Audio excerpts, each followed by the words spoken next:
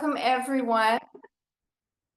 And we're recording, perfect. Welcome everyone. I'm Jane Iredale, the Interim Senior Director for Women and Girls Program Team at CARE, and I am delighted to be moderating today's webinar. So thank you for joining us. We're marking the upcoming International Day of the Girl. So a great moment to celebrate the power and the promise of girls everywhere. Today, we're focusing on one of the most urgent global challenges, the 272 plus million children and youth who are currently out of school. So over the next hour, we're going to explore the trends and the barriers that keep young people, especially girls, out of the classroom. And we'll also explore the role of accelerated education programs, which offer vital pathways in helping them catch up on academics and life skills. We'll also examine the critical links between education and child marriage, recognizing that when girls are educated, they're empowered to shape their own futures. So welcome to our panelists. We're honored to be joined by a group of passionate and knowledgeable leaders whose work is transforming lives and education systems. Their insights will help us better understand the challenges and the solutions, we hope, that can unlock brighter futures for girls everywhere. So as you can see, we have an incredible lineup. So we might not have time for a robust reflection and Q&A period. But please, we are encouraging people, please put your questions in the chat, your comments, and we ask our panelists to do their best to respond throughout the hour. And then we're also encouraging participants to share examples from your own experience and work in these areas and how you all have navigated some of the challenges and what you also see as opportunities. So please do share on the chat. Let's begin this important conversation. So we'll start with our first panelist, Martha Hewison. Welcome, Martha, the Accelerated Education Lead from the Interagency Network for Education in Emergencies, known as INEE. So Martha, we've seen some of the recent global statistics on these rising numbers of out-of-school children and youth globally, very alarming. These rises are both in developing contexts, but as well as across some very diverse humanitarian contexts as well. So what are the trends that you're seeing through your work at INEE regarding out-of-school children and youth and the unique needs that they have regarding their continued learning? Over to you, Martha. Yeah, thank you so much, and great to be here. So I think that we are all aware of the significant efforts that has been made globally, and the out-of-school rate has just dropped only by 1% in the past decade. And education systems are under a huge strain with this growing conflict and crises. And I think that non-formal education or flexible pathways, alternative education programs are becoming more and more necessary to meet this growing need. So some of the trends that I've noted is I've noted the growth, but really importantly, the recognition of the importance of these non-formal education, alternative education. And I noted this particularly since COVID-19. And I think during and since COVID-19, non-formal education has become more and more prolific to support the learning loss of all of these students. But programs such as catch-up programs, remedial programs, and accelerated education programs are now being used much more. And then the second trend that I've noted, which is linked to this first trend, is with this proliferation of non-formal education programs, is the confusion in terminology. And I don't know if anyone knows me, this is sort of my thing. I always talk about it. But this confusion in terminology around all these programs amongst ministries, amongst implementing partners, and amongst donors has a huge impact on quality, on advocacy, and on coordination. especially in EIE responses. And it's so critical that we use the same terminology and we have the same understanding of which programs target which learners to meet these learners' needs and demands. And it's also really critical for identifying gaps and associated funding needs. And then a third trend is linked to this sort of lack of harmonization in terminology and identifying the right program for the right learner is often, I think, especially accelerated education, is seen as this catch-all program for all out-of-school children and youth. And often when we identify out-of-school children and youth, the immediate response is accelerated education program. And we really need more detailed assessment and analysis of the why the learners are out of school, how long they've been out of school, and how old they are, which are all key components in determining the program. And then a fourth trend, especially in accelerated education, I've seen is the expansion of accelerated education programs at secondary level. The majority of accelerated education programs are still at primary level, but I've seen in the last, I'd say, 5 or 6 years, more accelerated education programs at secondary level, especially at lower secondary level. And then just this week, I had a call with someone in Rwanda who's designing an accelerated education program at upper secondary level. And then just to talk, to finish about the unique needs, learners need the right program to meet their needs and their demands to be able to succeed. So I think going back to this detailed assessment to match learning profiles with the correct programs is really critical. Non-formal education programs do not exist in isolation. In order to meet learners' needs, there needs to be a really clear focus on transition and ensuring there's transition pathways into further education, into livelihood, into vocational. But I think often when we design programs, there's not enough emphasis on these transition pathways. And then the last thing I'd like to talk about is the unique needs of youth. Youth, I think are still really left out. Education programs and funding, the focus is always, especially in education emergencies, on primary and primary age learners. And I think there's a huge need to meet the unique needs of learners at the youth level, and a huge need to focus on these programs. And I think I'm at my 5 minutes, so I'm going to stop. But thank you so much. Thank you, Martha. Really, really important points. Yeah, I mean, the trends are certainly alarming and the needs are indeed great and diverse. It's also really encouraging to hear, though, about some of those important positive impacts or trends that you mentioned regarding the different accelerated learning opportunities in particular, but also some of the challenges. Well noted on the terminology aspects as well, and the need for greater coherence. Yeah, something I think we face across different sectors as well. Thank you again. So we'll move on to our second panelist, Stephanie Saki. Welcome, Stephanie, from Brown University School of Public Health. So Stephanie, building on from some of Martha's points, there are so many repercussions, as you know, when a young person is out of school. So what are you seeing in regards to some of the learning loss aspects and the developmental needs of these young people who are just not in school? Over to you, Stephanie. Sure. Thanks, Jane. And let me just start by saying thank you to CARE colleagues, to Amanda and others, I'm sure, behind the scenes who have pulled us together. It's great to be here with all of you. So just to continue, I think, on some of the points that Martha made, when we are looking at this 272 million young people who are out of school, it's important to keep in mind that that is a diverse group. So that represents young people who some of whom have never entered school and will never enter school, some of whom entered school and already dropped out of school, and some of whom have not yet entered school but will enter school.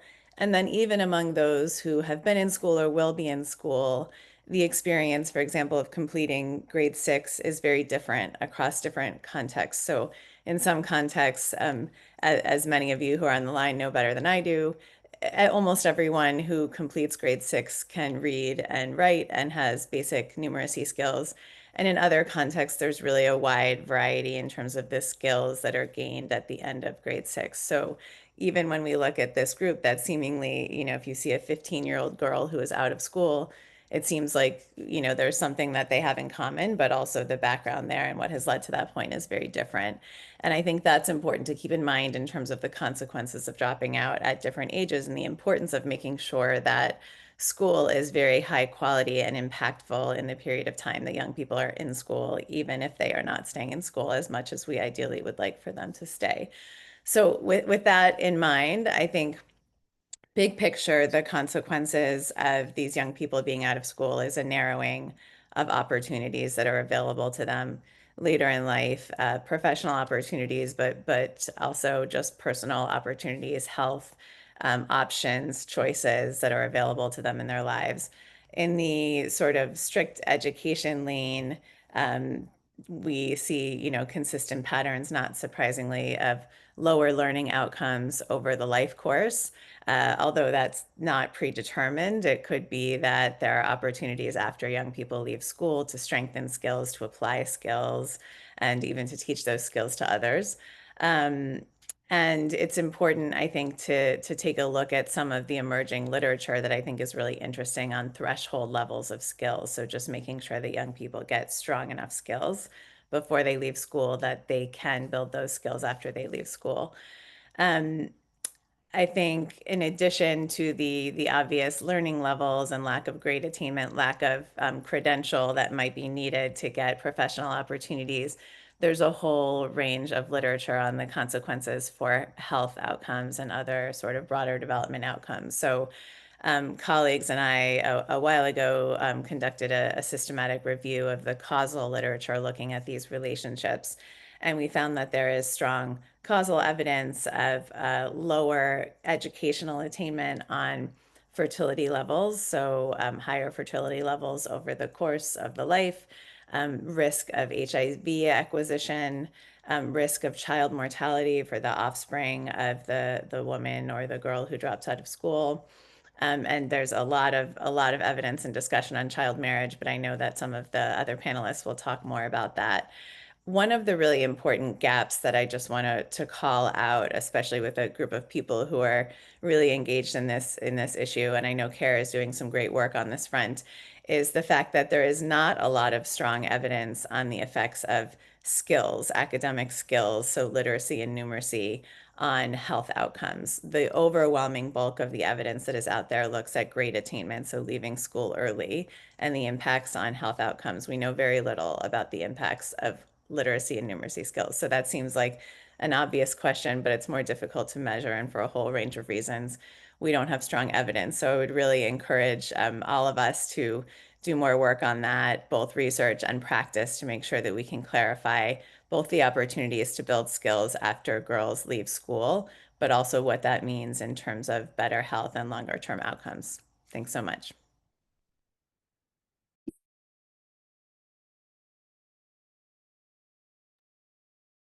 Thank you, Stephanie.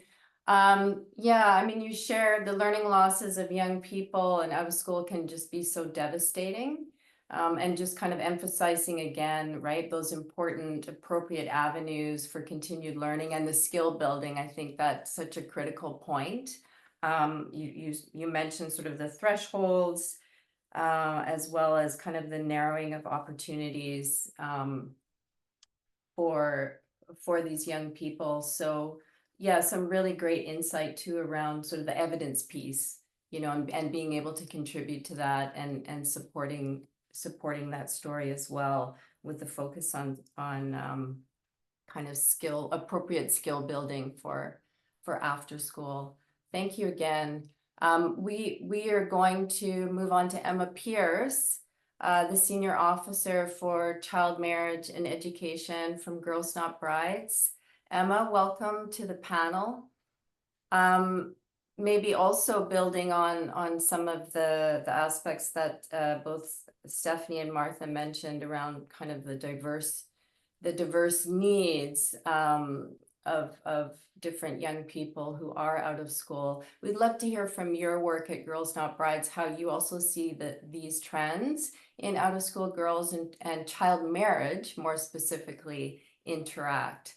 And what is this telling us about some of those key drivers that need to be tackled in order to keep girls in school and out of early marriage, and giving them opportunities for greater futures?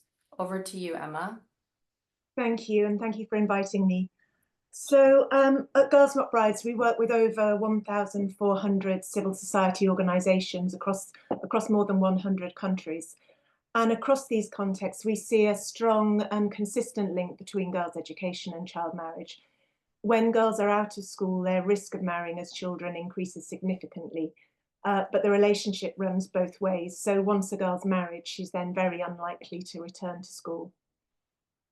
Research consistently demonstrates that education, especially secondary education, is one of the most powerful protections against child marriage, and each additional year of secondary school reduces the likelihood of a girl marrying before 18. As has been mentioned, over the past 25 years, there has been progress in the number of girls remaining in school, but it remains this is very uneven progress. And so in many countries, especially in rural areas or amongst the poorest families, girls continue to drop out during adolescence. And it's those same girls who are most at risk of early marriage. The impact of COVID-19 made the link even more apparent, with school closures removing a key source of protection and millions of girls never returning to school once they reopened. And many were married or became pregnant during this period. Similarly, conflict, displacement, and climate crises are intensifying the problem. And in fragile or crisis-affected settings where education is most disrupted, rates of child marriage are nearly double the global average. There are the same drivers, the same underlying factors which often drive both school dropout and early marriage. So one of those is poverty. Families facing financial hardship may see marriage as a way to reduce financial strain or secure their daughter's future. And gender norms also shape expectations, with the assumption sometimes that a girl's value lies more in marriage and motherhood than in education or work. Practical barriers such as this distance to school, inadequate sanitation, and the risk of violence can discourage attendance. And adolescent pregnancy can be both a cause of school dropout and a trigger for early marriage. The key question really is not just whether girls are in school, but whether that school is safe, relevant, and empowering. In terms of why being out of school increases child marriage risk, well, quite a few of the factors I've already talked about. Schools provide structure and protection. So when girls attend school, they're less exposed to social expectations surrounding marriage and more likely to access information and peer support that reinforce their aspirations. When schooling ends, options often narrow, and without education, marriage may be seen by families as the most viable or only alternative.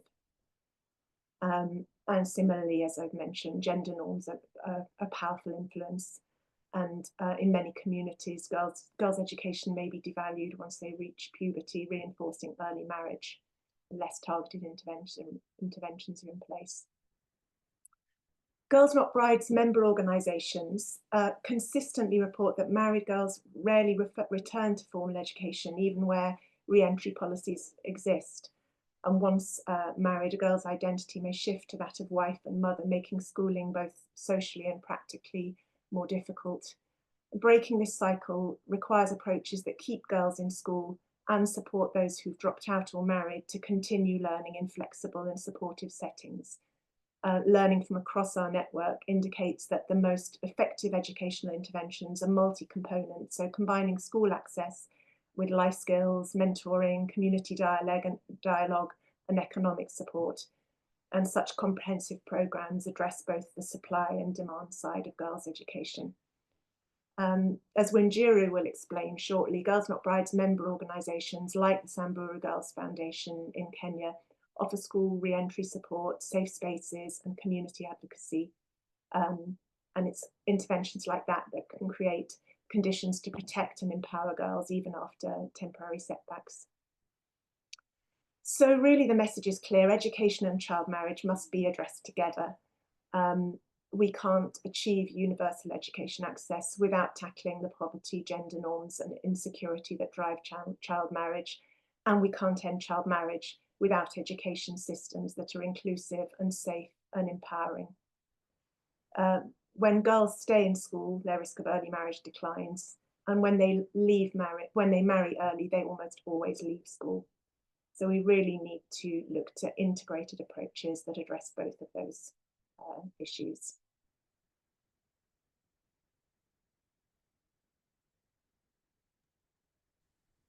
Thank you so much, Emma. Just so important to understand the multiple and the compounding nature of these key drivers, and as well as the fact that you've emphasized really clearly the decision to remove a girl from school or for her to marry early are often made at the same time and influenced by many of the same factors. Also really appreciate you highlighting the need for the comprehensive integrated approaches.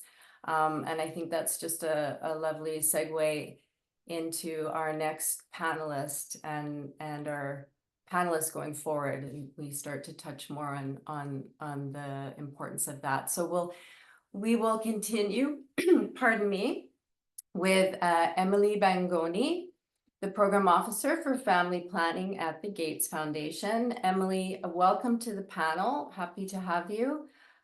So we have just discussed how accelerated education and also the importance of safe spaces help girls return to school and for them to envision futures even beyond marriage.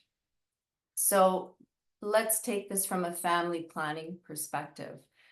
Would like to hear what you think is the investment case with family planning in mind, and how could this appeal to other donors who are focused maybe more specifically on reproductive, maternal nutrition and child health. Would love to hear your thoughts on that. Over to you, Great. Emily. Thank you, Jane. So yes, it's a great question. Why is a family planning person here at this program convening focused on accelerated education? But from a tactical and near-term impact perspective, the Gates Foundation Family Planning Team really measures its success through increasing the voluntary, informed use of modern contraception among women and girls seeking to delay space or otherwise prevent pregnancy. And so I think on the surface, this makes us somewhat strange bedfellows to more upstream programs focusing on very young adolescents and accelerated education programs. However, taking a more expansive view of the ultimate goal of family planning, which is really to help women and girls manage their fertility, to have their desired, healthy, safe pregnancies in line with their other educational and economic aspirations, it makes sense for the family planning team to explore promising interventions that are maybe outside of the traditional reproductive, maternal, neonatal child health sphere, including these types of accelerated education programs, safe spaces programs, and really try to build the impact, the evidence of their impact on our priority family planning outcomes, as well as evidence of the return on investment. In fact, I would note that one of the conclusions of a previous family planning program in Niger that sought to delay first birth among older adolescents 15 to 19 by focusing more on family planning traditional approaches really concluded that earlier and more foundational investments and interventions were needed. And so this is actually what the family planning team is exploring in northern Nigeria with the Center for Girls Education, who is speaking, I think, next or the following, and then also in Niger with CARE's Reimagine program. So we know that delaying marriage already has a direct line to reducing early pregnancy. And with 21 million pregnancies each year among adolescents, this is a significant burden. And in many LMICs, adolescent births happen largely within marriage or unions.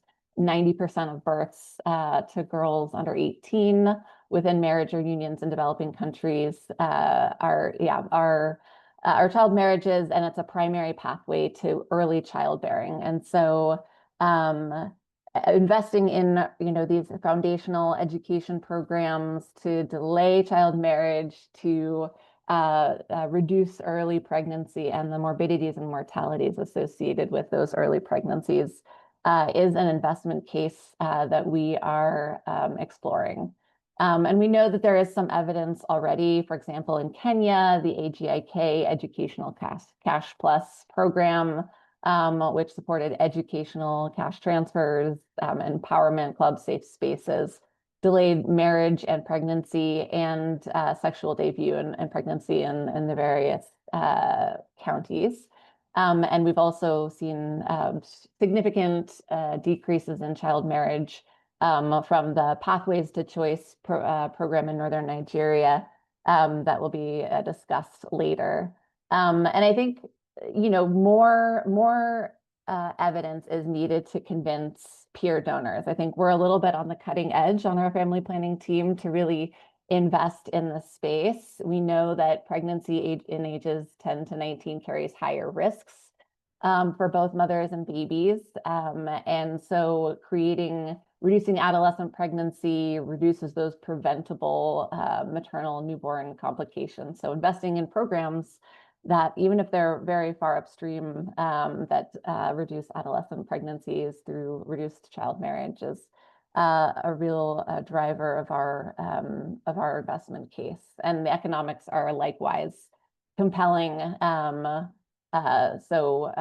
think ICRW estimates that the combined gains of ending under 5 mortality and under 5 stunting resulting from child marriage is $51 billion US. That was in 2015 and would be almost 100 billion by 2030. So really there are some compelling impact and economic investment cases of this further upstream investment in accelerated education programs and safe spaces.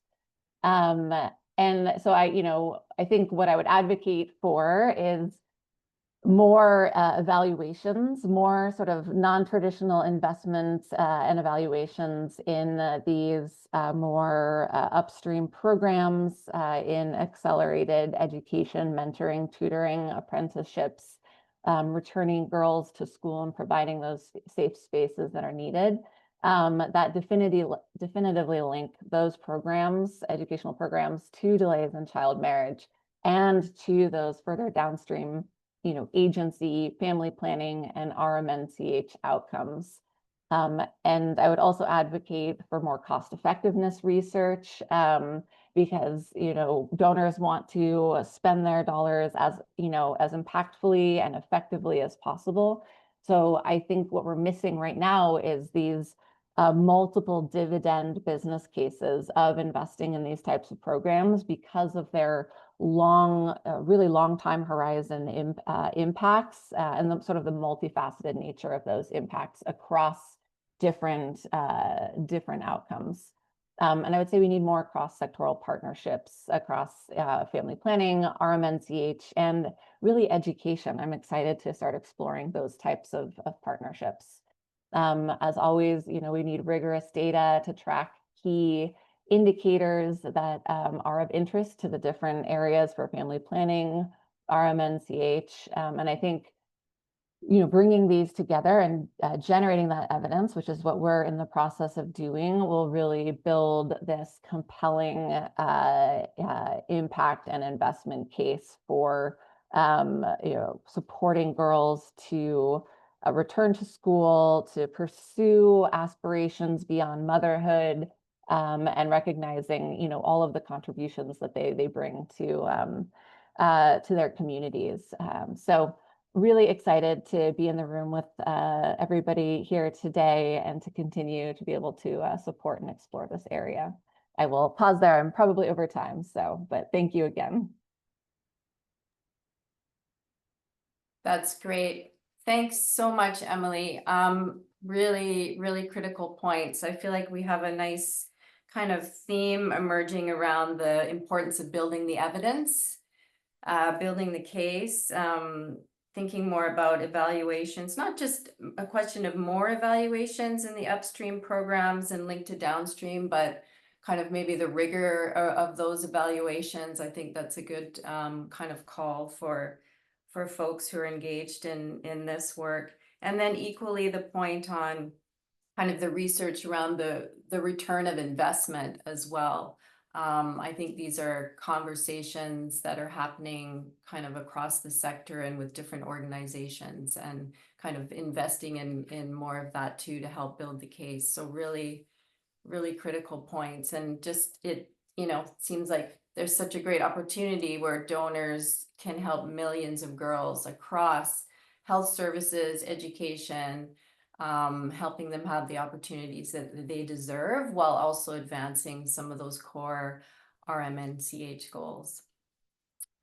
So on that note, kind of with maybe the evidence and research aspects in mind, we're going to move to our next panelist, Suzanne Petroni, the principal and owner of Gender Equality Solutions. Suzanne, welcome to the panel.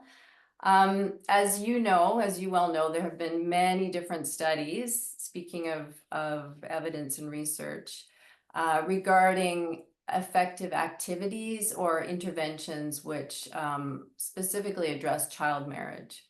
So through your work, would love to hear what you have found to be some of the most important findings regarding what would be effective strategies to address child marriage. Over to you, Jane, Suzanne. and thank you. Thanks for having me. So great comments so far, and I apologize for being repetitive, but there are I think so many connections that we've seen between these education, child marriage, sexual and reproductive health and rights. And yes, there's been a lot of evidence generated in the past couple of decades on child marriage, and it really comes down to the most important lesson is that context matters.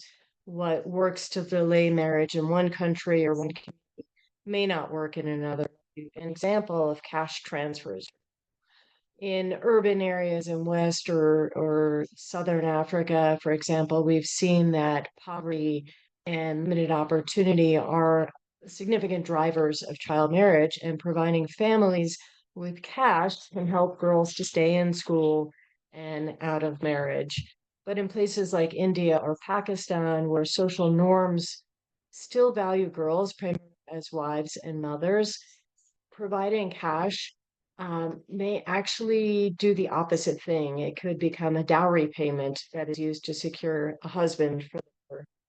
The same thing applies to programs that aim to raise awareness of the harms of child marriage among parents or communities to shift social norms. These can be really powerful in some settings and are probably needed in all, but in places where adolescent pregnancy is a precursor to child marriage, the challenge is not necessarily social norms that support child marriage, but deep taboos around adolescent sexuality and especially girl sexuality. So in places like this, what girls probably need most is access to accurate information and rights-based adolescent responsive sexual and reproductive health services so they can prevent the unintended pregnancies that then lead to marriage. Bottom line, child marriage is not a single uniform phenomenon or problem. And without understanding the specific drivers of the practice and the specific barriers that girls face in their unique contexts, even well-intentioned interventions can fail and possibly even do harm.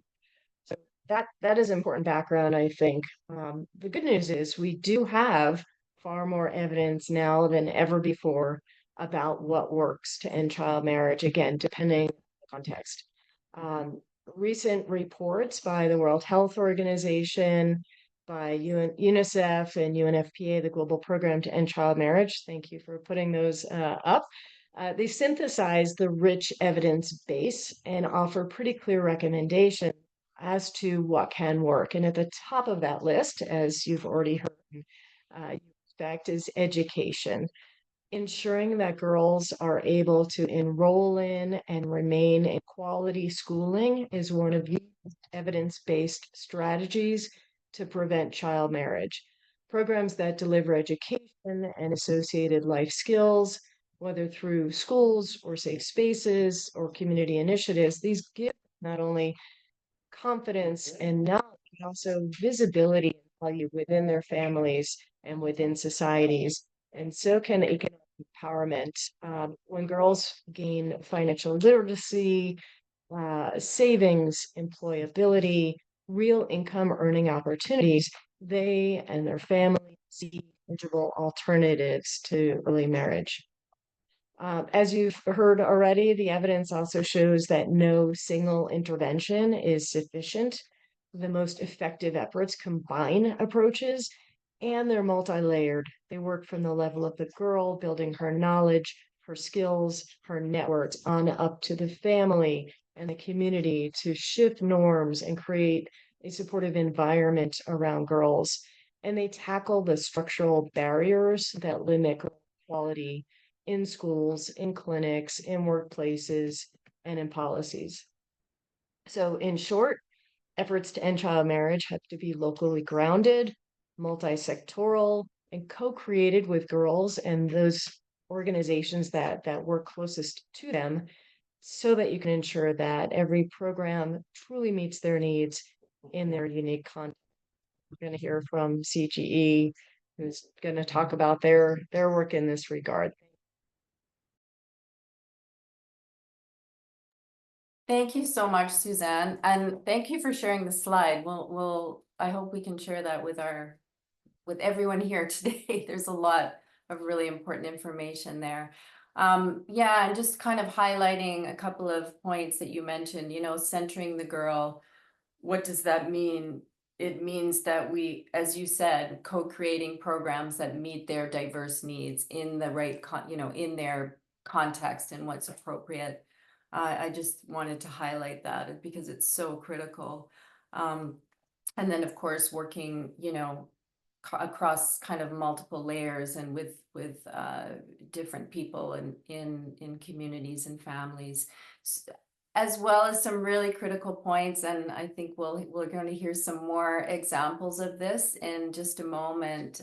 But just, when we're thinking about, right, how the importance of that kind of more holistic, integrated approaches to prevent child marriage, and the clear links with keeping girls in school. So thank you so much. We are going to move on, and I'm happy to introduce Miriam Abubakar from the Center for Girls Education in Nigeria. Miriam, you're most welcome. Really excited to hear about some of the great work that the Center for Girls Education has been leading on in Nigeria, and in particular, a project in rural northern Nigeria that has been working with out-of-school girls to catch up and also, to re-enter school, but also to train in a livelihood. So focusing on the skills building aspects as well. And the rates of child marriage for these girls is much lower than their peers who have not had the same opportunities. This is actually a really incredible finding.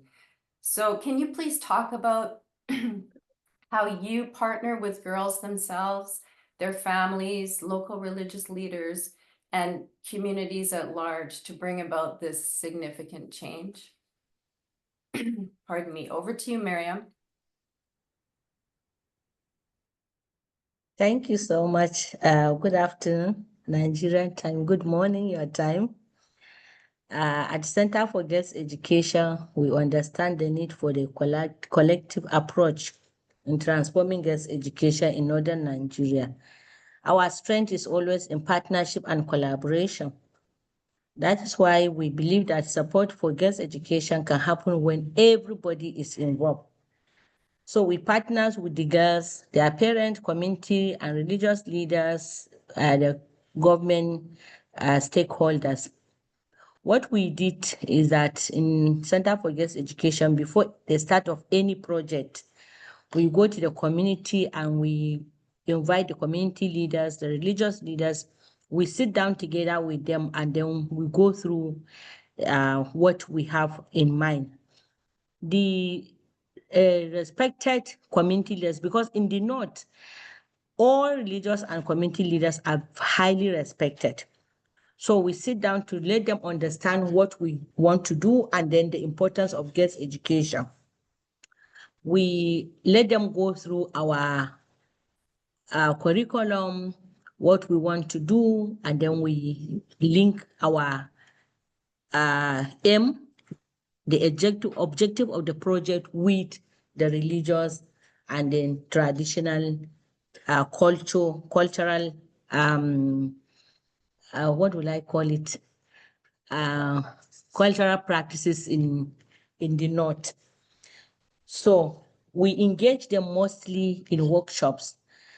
In the workshop, we make sure that they understand everything that we want to do and they agree with the knowledge and the language that we are bringing to them. And then we ask them to support us because they need to create awareness with their people to understand the need for education. And we engage the girls' parents through the community leaders also. We create a role models for the mothers, for the mother-in-laws of the girls, and then for grandmothers. We also create community champions for the fathers and the husband of girls in the community. We meet with them once in a month and then we let them become representative or center for girls. Are you hearing me? Hello? Loud and clear. Yes. Hello? Absolutely. They miss me. Can you hear me? Yes, we are hearing you. Please, I off the video because video is also a problem to us when. Okay, thank you. No problem. So we allow them become our allies in the community. So they represent CGE in the communities and we ensure that they always help us to ensure that our girls attend safe spaces and also they go to schools regularly. We create safe spaces. That is how we partner with the girls. Now we create safe spaces for them where they meet with mentors regularly, like in the first year of enrollment, because the girls we work with are out of school. If the project is for out of school, like this present project that we are doing and sponsored by Gates is for out of school. So we create safe space and they meet 3 times in a week for the first year for 9 months to train them, to let them gain knowledge on literacy, numeracy, life skills such as negotiation, communication, assertiveness, sexual reproductive health and rights, GBV, climate change, and so many life skills. And then they learn numeracy also. The safe space also help them set goals and see education as a path for a better future. It also empowers them to make decisions, which help them navigate smoothly from adolescent to adulthood. We'll also engage the communities in dialogues. That these communities will engage just in indirect beneficiaries also. We engage them and we get feedback through them. The interviews could be with the parents, could be with the community leaders, could be anybody from the communities. We make focal group discussions, we collaborate with them, and then it gives us more insight on what the community is understanding on the girls' education. We also collaborate with the government officials to help us at least in the making sure that the communities we are working, we have safety, and also when we are taking back these girls to school, the government schools will be ready to accept them. And then in the communities, we make sure that they provide spaces for the safe space for the girls where they think the girls are okay. And we look at how safe the place is, how conducive the place is. And then the partnership also help us to get more girls willing to go back to school. But after the 9 months of the safe spaces, we give the girls chance to decide whether they want to return back to school or they want to learn skills. We normally get more than 70% of the girls willing to go back to school, and then others now learn skills. Even learning the schools also reduce the age of early marriage. So we have serious improvement in all the communities. That the former pathways choice that we had, we have about 87% of the girls that return back to school. And the rate of child marriage has reduced drastically, like about 20 to 25%. So that collaboration really helped in sustainability of the project in communities. Thank you. Thank you. Thank you so much, Miriam. Really incredible work that you're leading in Northern Nigeria. You've just highlighted the importance of like how important it is to work closely with all members of a community and also really emphasizing in your context, thinking about Suzanne's point, context matters. Where tradition and religion and culture are just so important and so influential. So really appreciating you sharing some of the the actual work that's happening and how you're engaging with people in different ways. And just making sure that you have allies in the community who are supportive of prioritizing girls, their education, and reducing their risks to child marriage. So let's continue with our next panelist, Wanjiru Wahome, the Executive Director from Semburo Girls Foundation in Kenya. Wanjiru, welcome. Really looking forward to hearing about the work that you're also leading, which I think is a bit similar to the work for the Center for Girls Education being implemented in Nigeria. Can you speak about some of the activities that you have found through your work in Kenya with adolescent girls that have maybe more especially impactful for helping these girls to prevent child marriage and also to be able to pursue their goals and their aspirations? Thank you, Wanjiru. Over to you. Thank you, Jane, and good morning, good evening, depending on where you're logging in from. Maybe I would start with context. Samburu is one of the remotest counties in Kenya. Maybe to bring you up to speed, we have child marriage in terms of Samburu County, and is at 36%, meaning that girls aged between 15 to 19 are already gone through child marriage. And when it comes to teenage pregnancies, again, we're at 50%, and also child marriage and FGM in our community goes hand in hand. One of the things that have been so powerful in terms of the support that we've given our girls for the last 13 years, we've been able to support over 3,000 of them from preschool up to university, or up to a level whereby they feel they are okay and they can be able to proceed with their lives. Designing of programs and innovations has been critical. Most of the times we would find that girls already know what they want to do, and they're already interested on seeing their families get to be able to excel. And designing them in a way that, and putting at the back of our mind that, what would it be able to run even if there were insufficient resources? How are we bringing the community again at the table? How is our community entry again crucial for the programming that we'll be doing? Because at the end of the day, we want community to own everything. And communities always, most of the time as developers, we always assume communities don't have solutions to their problems. They know and they have insights. As much as working with very marginalized communities, we assume also their literacy levels are way, way, way high. But for us, we've seen that designing innovations in terms of even their context and bringing them to the table is actually building sustainability.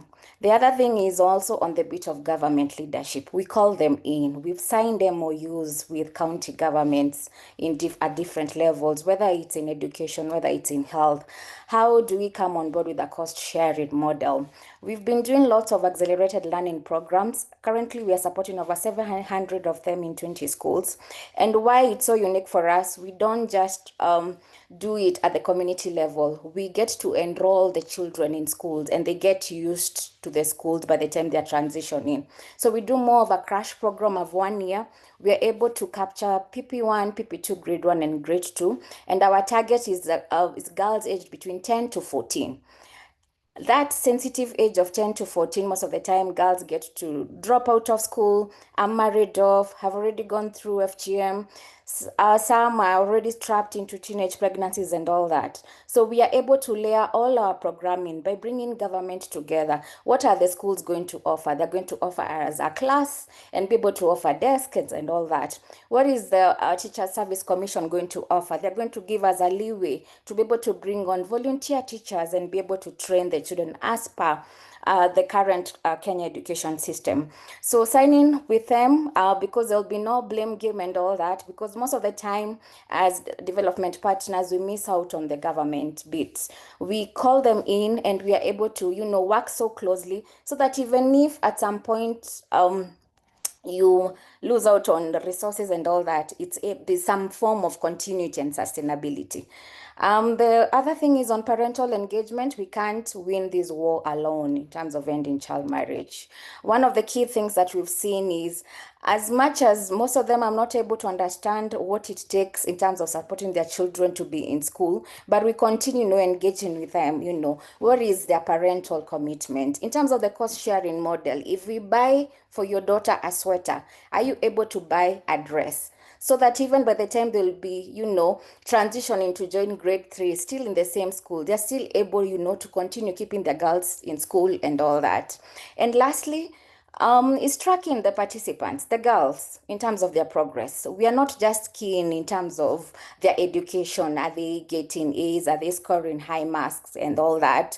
Are there other accompaniments, in terms of mentorship? How are we able to, to incorporate so many things into them when they are learning? Going beyond academic support, because one of the things is, in terms of the system that we currently have in Kenya, the competency-based curriculum, it's so intensive. So we bring on board, a girl might not be so good in class, but she's good in basketball, she's good in football, she's good in singing, and she can be able to do a lot. So we offer more of holistic support by bringing everyone on board and also ensuring that the girls also have fun in school, so that even in terms of supporting them becomes easier. We've been also offering some of them safe spaces, those that are already maybe been married off and all that.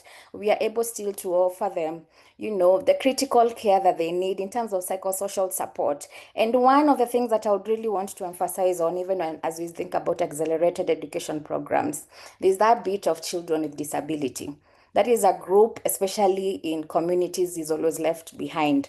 And one of the lucky things that we are seeing right now, amongst over the 700 we are supporting, we already have over 20 of them who are children with disabilities. And those children are so talented, they just want somebody to believe in them.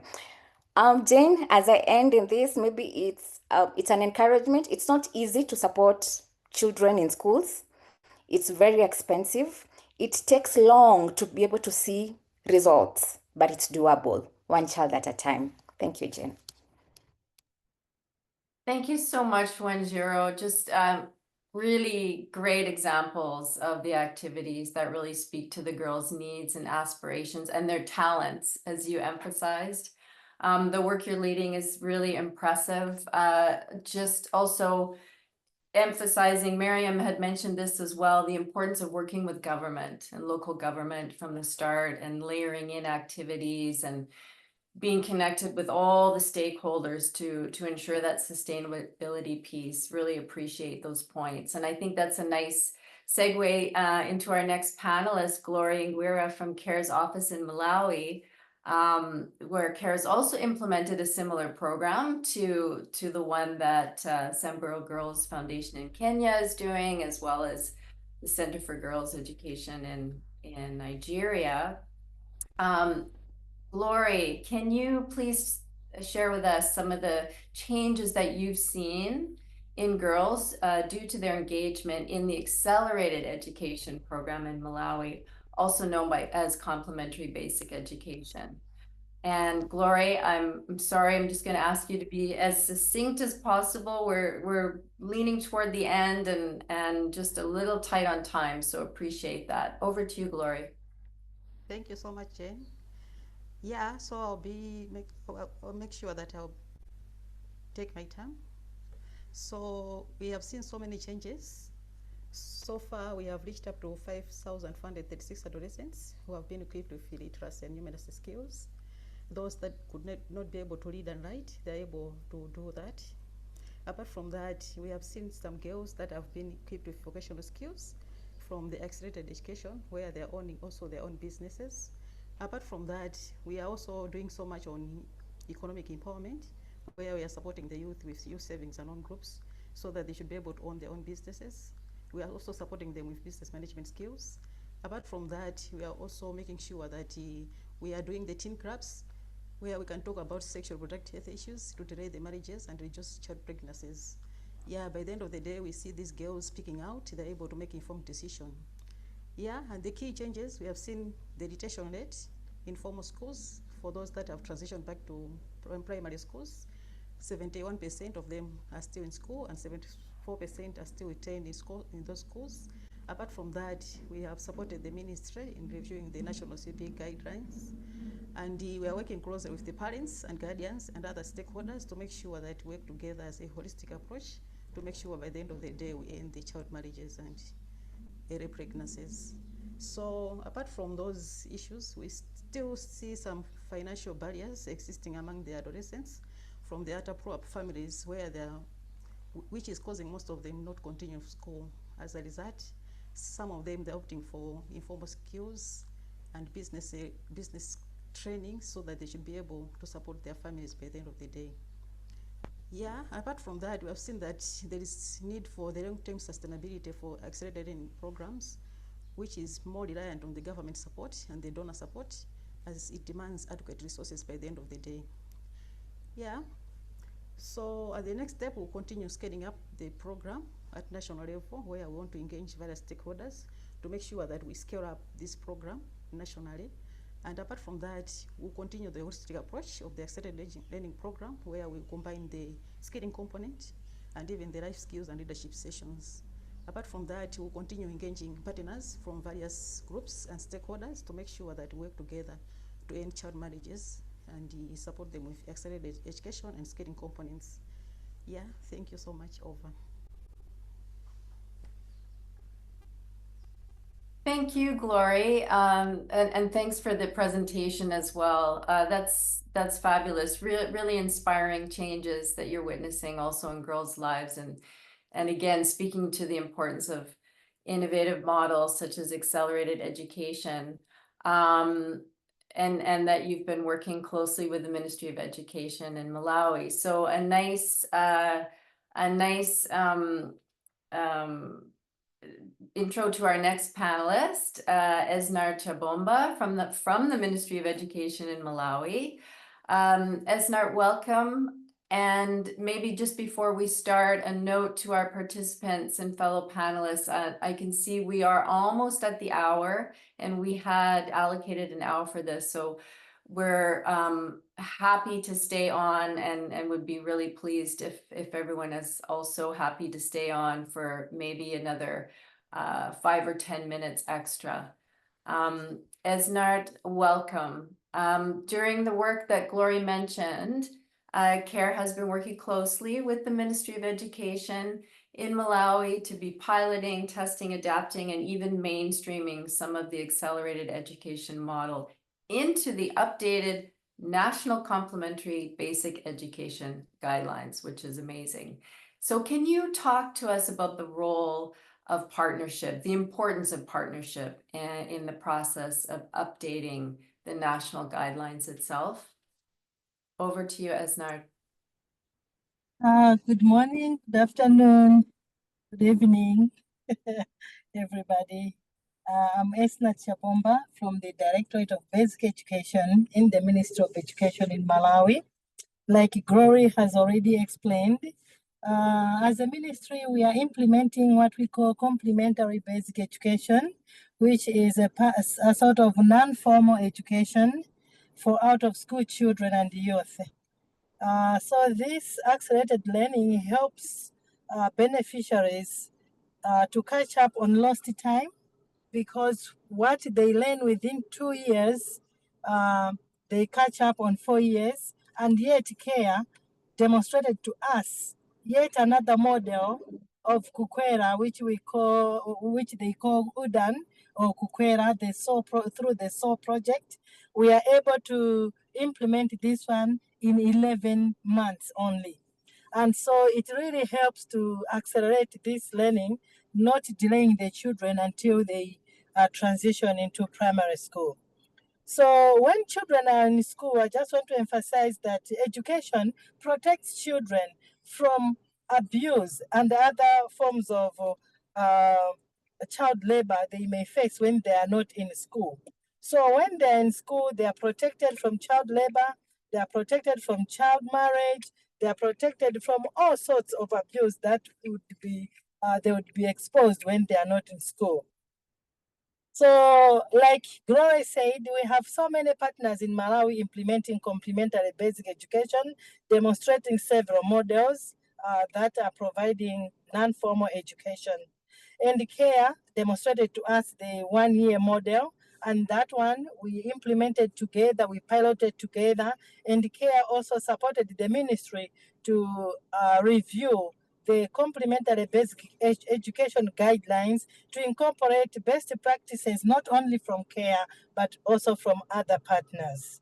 So these guidelines will help all implementers to provide non-formal accelerated education in a more coordinated, effective, and efficient way, allowing for a seamless transition of completers into formal education and other pathways, like Glory explained about providing livelihoods, vocational training, and other sorts of livelihoods trainings to prepare them to be productive members of their communities.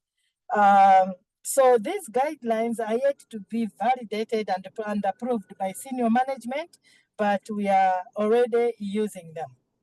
Now, benefits of education on girls. I'm interested on girls' education because I'm also coordinating a girls' education component in the ministry. The role education plays in education can never be overemphasized. Because it empowers all children and youth, particularly girls, to become productive members of their communities.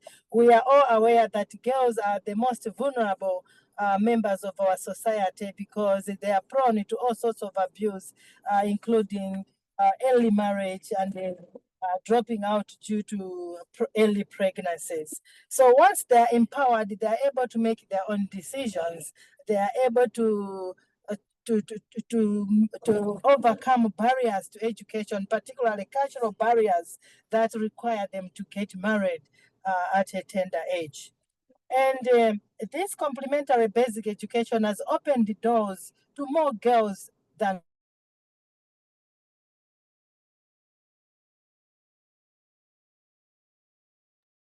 Oh, I think we lost Asnard. Asnard, are you there? Can you hear us? I don't see her on. Amanda, do you see that? I think. I can see, but I think her connection broke. Oh, okay. Oh, let's just give a moment. I see the iPhone trying.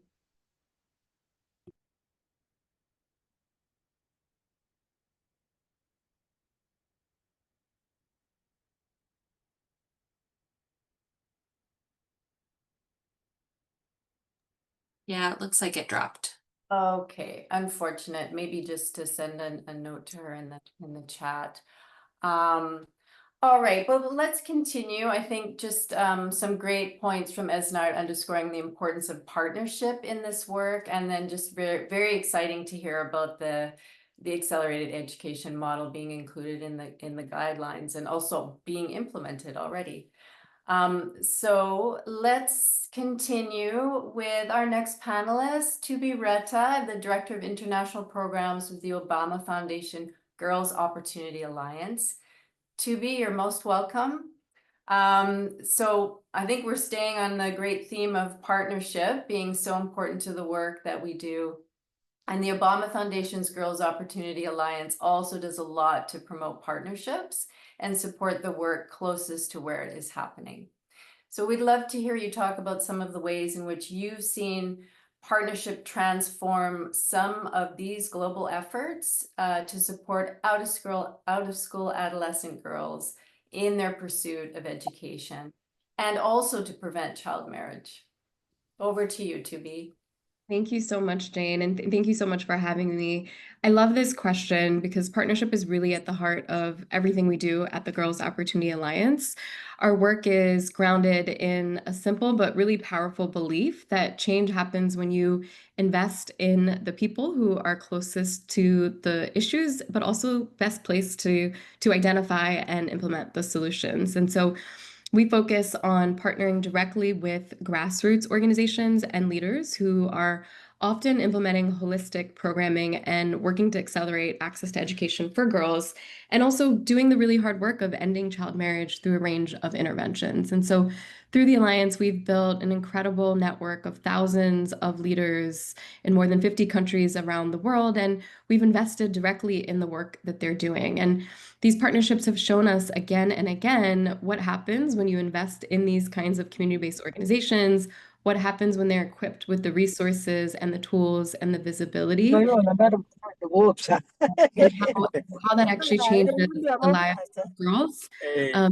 These organizations are implementing locally contextualized solutions, and they're also doing the really often complicated work of helping to build political will and bring policymakers along to change policies and systems, and also influence the way in which resources are moved into the right places.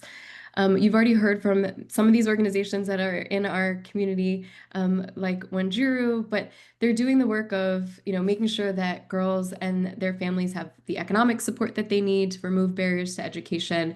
They're creating the safe spaces. They're changing harmful norms by working directly with traditional leaders, family members in their communities. And they're also helping girls develop leadership skills and agency so that they can advocate for themselves as well. Not only are we partnering directly with these community-based organizations, but we're also partnering with global organizations, many of whom are here today, like CARE, like UNICEF, like Save the Children, Girls Not Brides, Clooney Foundation, and others, to bring data and resources directly to these organizations to help strengthen and scale the already incredible work that they're doing.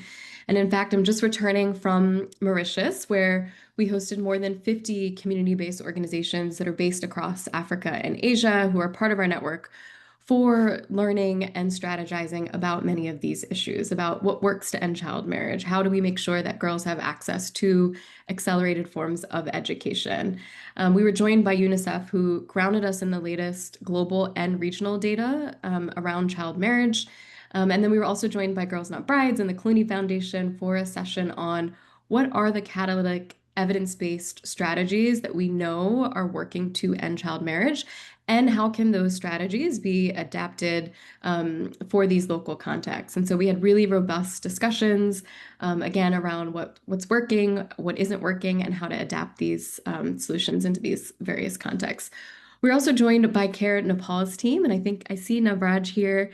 Navraj joined us from CARE Nepal's team and led a really great session on how to reach the most marginalized out-of-school girls, really focused on their innovative Udaan program model, and how that has been an effective strategy in ending child marriage. And so we were really excited to share that innovative model with the community-based organizations in our network, and also provides time and space to think about how that model could be adapted into their local context as well. So I know we're at time, so I'll stop there. But again, at the Girls Opportunity Alliance, we believe deeply in partnerships. We believe deeply in strengthening the ecosystem of these incredible grassroots organizations who are doing the incredible work on the ground to end child marriage and make sure that girls have access to an education. And we look forward to continuing to partner with many of you in that work.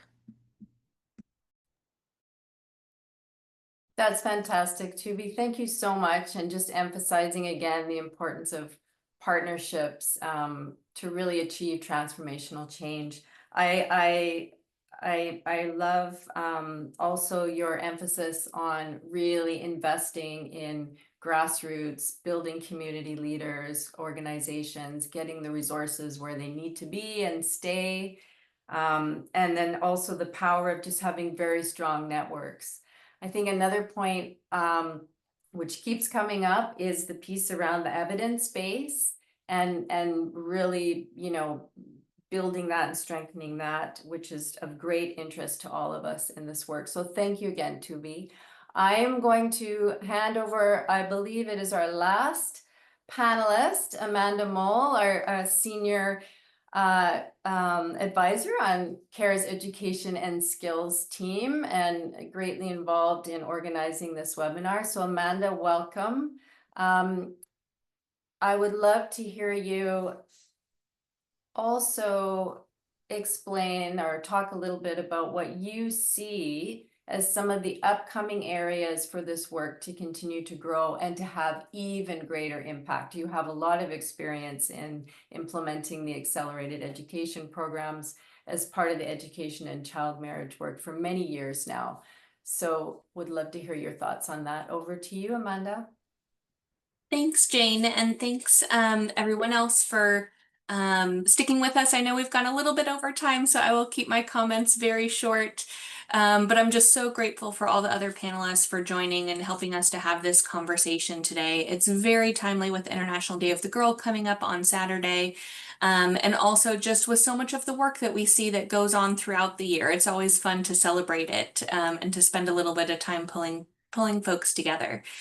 We know that education is important on its own. It's an important thing for young people to gain and to be able to practice, have access to, but it's also a protective factor. And I feel like we've talked a lot about that today in terms of a protective factor for child marriage, a protective factor in terms of girls becoming young mothers, seeing how we can help them delay marriage and to make informed choices, not only about if and when to start a family, but also about pursuing careers and some of the economic opportunities, as well as being lifelong learners. And so there's a lot that's ongoing. Some of the exciting pieces that we have coming up within CARE's portfolio, we've talked a lot about today about research, and we are doing some really exciting research in Niger that's funded by the Gates Foundation that is looking at accelerated education and links with delaying marriage as well as the first birth of girls.